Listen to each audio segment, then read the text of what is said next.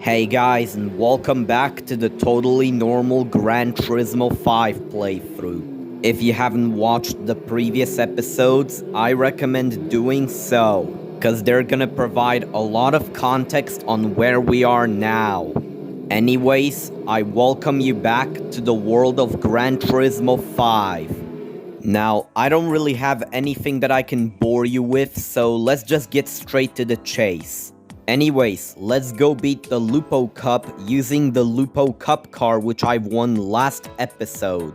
And before I forget,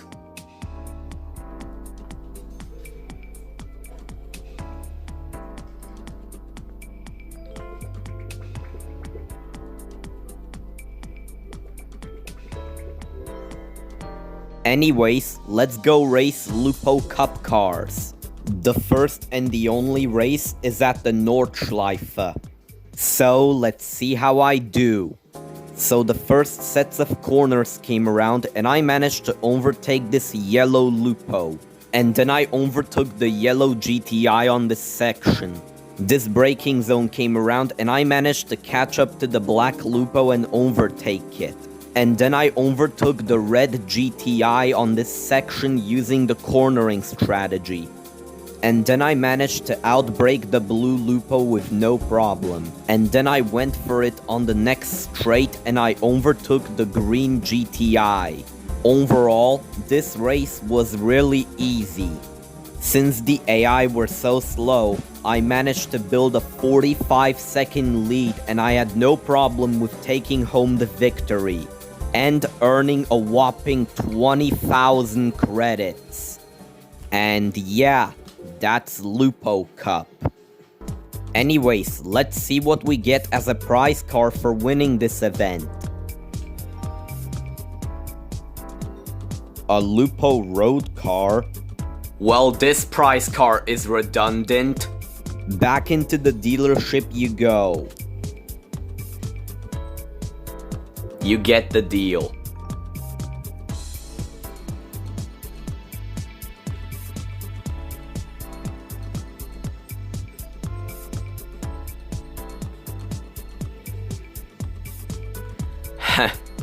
Nice. We can use this car for Festival Italia. But we'll get onto that in the next episode. And I've also grinded up a few extra credits because, who knows, we might need them in the future.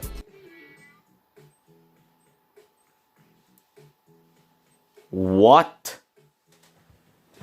2 yellow Evos? Bro, what are the odds of that happening? Anyways, let's go beat Japanese 80s Festival using the Mugen Motul Civic SI. Yes, the name is complicated.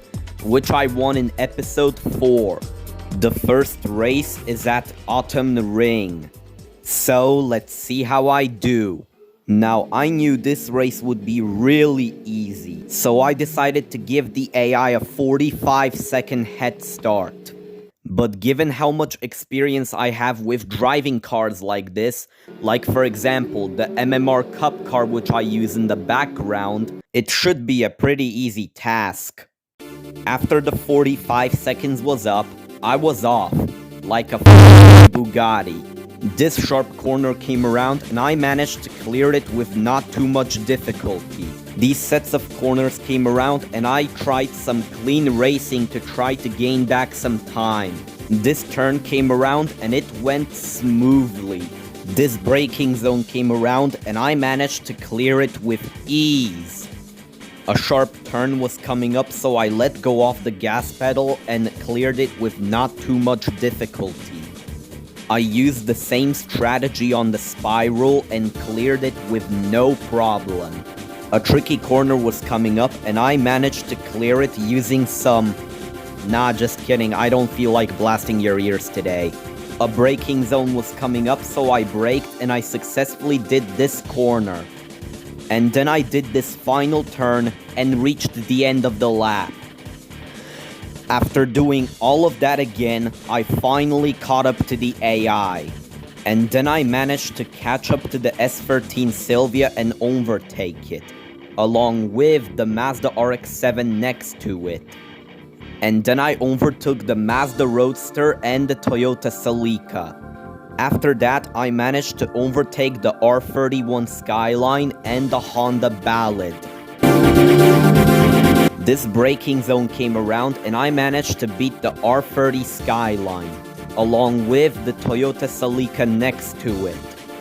And then I overtook another Celica and the Nissan Exa. Yeah, there's nothing really else for me to talk about, so here's a montage of my terrible drifting skills.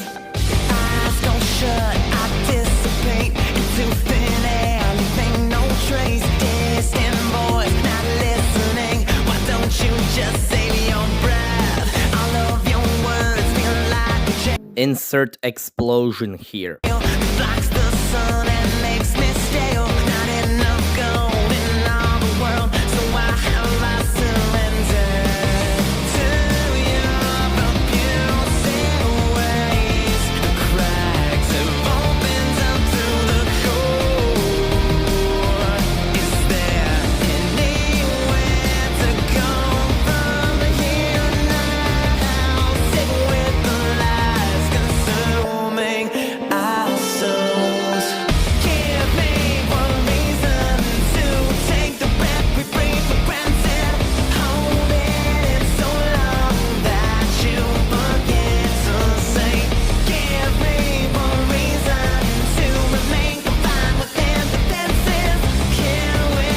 But anyways, I just cruised to the finish line and won the race. And earned a well-deserved 20,000 credits. The second race is held at Deep Forest Reverse, and yeah, let's just say that the race was really easy. Honestly, I expected the races to be a lot more difficult.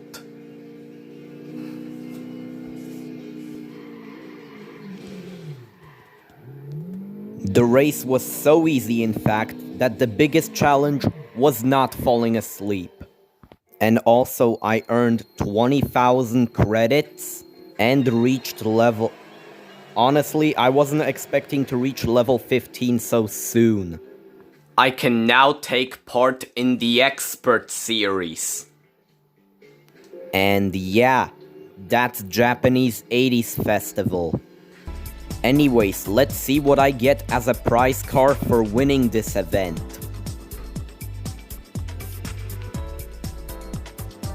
A 1980s Celica.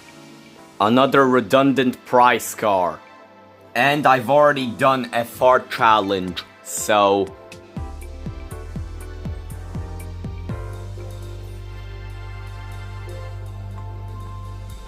Now, I really wanted to do British lightweights, but the problem is, I don't have any British cars in my garage. So, let's go to the dealership and buy one. Now, out of the very few options I had, I went for this. The Lotus Elise 111R. And of course, I had to pick the most fitting color for it. Anyways, let's go do British lightweights. The first race is at London Circuit. So, let's see how I do.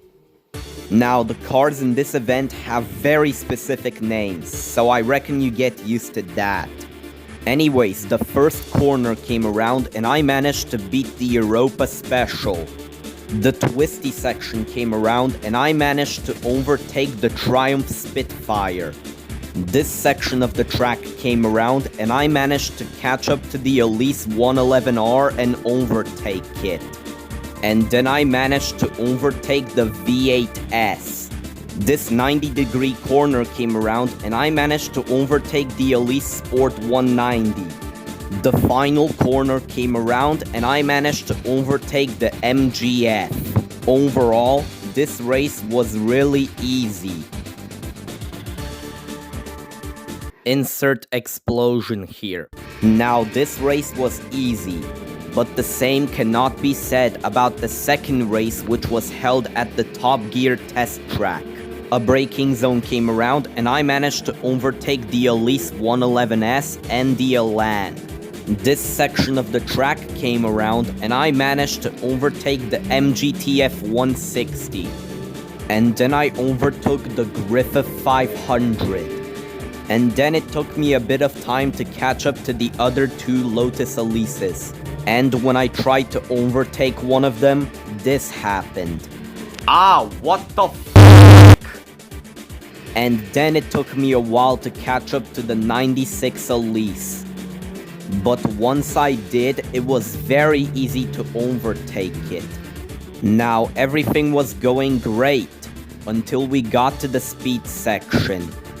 This corner came around and I forgot to brake, causing me to lose control and crash into an invisible wall.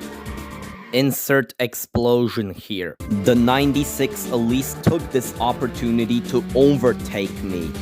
At that moment, I thought all hope seemed to be lost.